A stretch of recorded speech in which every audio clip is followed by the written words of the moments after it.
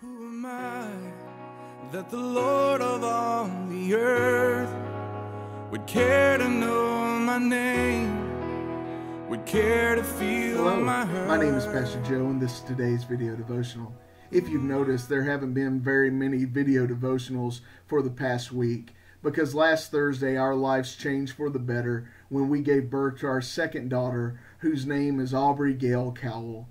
And I remember sitting in that operating room as she gave birth to our beautiful daughter, and I saw how God had gifted us with such a beautiful, wonderful baby girl.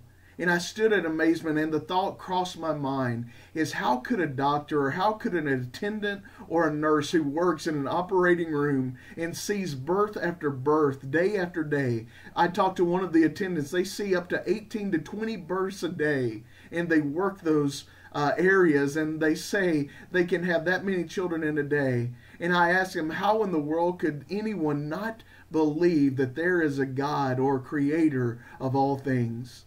I know that there is a God, and I know that there is creator, because if you experience and if you look at life birth in and of itself, you have to know that there is a God, that there is a creator. The Bible even speaks of that in Jeremiah 1:5. It says, before you were formed in your mother's womb, I knew you. Before you were created, I set you apart. Know today, friend, that there is a God, that there is a creator. There is a wonderful Savior who loves us, who has created us, who formed us in our mother's womb. From before we were even in existence, God knew us, and He set us apart. That means that He has a purpose and a reason for you being created. Find your reason and find your purpose, not apart from Christ, but you will only find your purpose and your reason for being inside of Christ and what He has planned for your life.